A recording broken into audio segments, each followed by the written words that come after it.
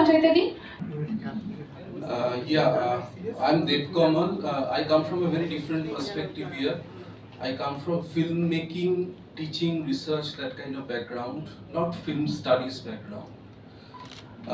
In my experience of more than 2 decades, I have seen that, especially in South Asian condition, there is very little dialogue between art practitioners and theoreticians of whatever critical school it might be. But it was not the case definitely for Europe. We have seen that not only in Frankfurt theory, but other continental scholarship of different decades, they have engaged with their cultural productions, their material embodiments of their civilizational sort of offerings, not only in contemporary way, even they, with a single stroke, can go back to centuries and sort of relate to important cultural, artistic artifacts. My question is why that cannot happen in India. So is there a kind of sense of apology to our past that to some extent haunts us constantly? In fact, if we look at even recorded available material, so to say, Indic traditions, Indic thought paradigms on aesthetic thought, extremely rich. How much we feel compelled to go to those traditions. And yes, there is a disconnect, and we talk about the process of colonialism. Obviously, it's a very key part of the critical engagement. But there are certain things that also colonial engagement in South Asian condition that happened. It created a very significant disconnect with whatever the processes are, where at that point of time. We talk about as academicians getting marginalized, getting, gradually sort of remaining handful, and possibly this kind of brave space, this kind of discussion we had yesterday. But can we think about suddenly a tradition of Nyaya which continued for centuries, over a stroke of a moment, it got completely illegitimized as a kind of knowledge practice. I mean, how, especially when we are doing it in Bengal, I mean, obviously, that Bengal, imagination of Bengal, there was no Kolkata, obviously. There was Bhatpada, there was Navadvip, and obviously there were Munger, for that matter, North Bihar. Those,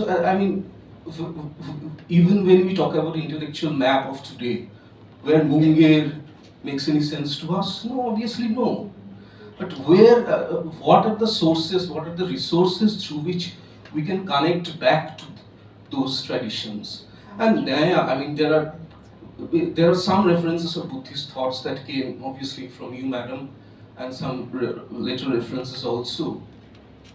But one thing, this is very my personal thing, in a very schematic way, because my engagement so far remained, and I'm interested about the proliferation of world cinema, where Indian cinema became a kind of study material for a lot of cultural theorists, even in India, abroad. But world cinema is a category, where even suddenly I find a film from Thailand extremely important. And it is not that, okay, Indian film vis-a-vis something foreign. That is very, whenever one deals into these art practices, one need not be an artist for that. But one important thing is that when I look at possibly quote-unquote a European filmmaker, like, it is not that, oh, he's primarily Italian filmmaker, I am Indian. I reclaim Pasolini with a single stroke. There is nobody who can say, no, you don't, you need, other references to understand Pasolini. Because art, there is a kind of direct communication, direct affective sort of assemblage it offers to every individual. And not only every individual, at every instantiations, I would say. Pasolini seen today, Pasolini seen 10 years down the line. Those are different affective sort of events that would take place. So for that matter, I need not take If I am interested about Pasolini, if that creates a pulse within me, now I will go whatever in my capacity, what kind of references I can gather for whatever sources. Obviously, limitation of language is there. I may not go through all the Italian references, French references, but yes, I would go and I would create a pathway for my own. And that is possible not only for a European filmmaker, for an Iranian filmmaker, for a Turkish filmmaker, for a Korean filmmaker, South Korean filmmaker, and artists also. So I was thinking that, just to think about the question about this, how this bridging between thinkers and practitioners, that way, I mean, we talked about praxis in a way, but I think in South Asian condition, this alienation between art, I mean, literateurs and art practitioners and on the critical theorists, these need to be pondered over very seriously. In fact, you made some suggestions, I think, music and philosophy and things like that. One methodological point I would like to offer, I mean, we all can think and possibly sort of see how that can work, is that suppose, what do we think something that I want to critique this, this is an object of criticism for me. And we talked about theorizing self. I think that's a very interesting coherence that I heard this time. That's a takeaway, major takeaway for me. And is there a possibility of thinking that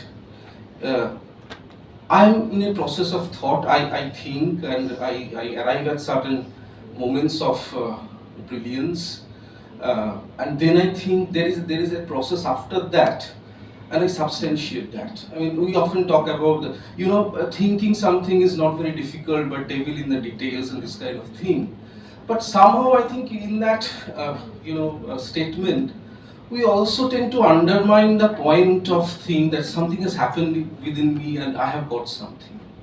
So whether in the name of detailing it out, and in the name of rationalizing it, in the name of whether I have referred that one because now that reference is very much in currency, and all these processes somehow, that initial flicker of I have got something, and that there is a similarity between, I think, I mean, this is my proposal, when an artist thinks he has got something, when a thinker got that there is something to think over, and there is a kind of phenomenological proximity between these two.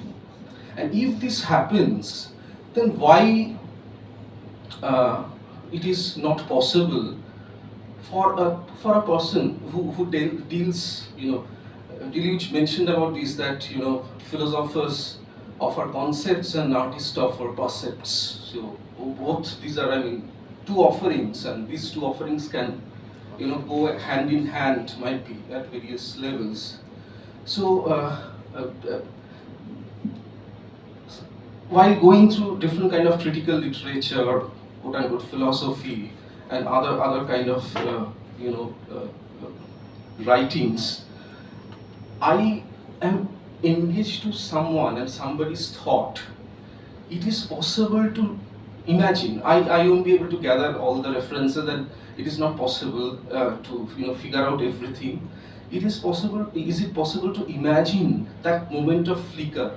That at what point, for Marx might be, the surplus value became so important and so that immediately sort of overwhelmed him, and he then spent number of years and things like that, etc., to deal with that.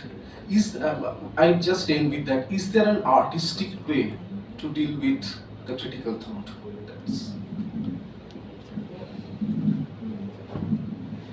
Thank you for bringing up a lot of thought-provoking ideas, and we need to think, and thank you for providing us your points.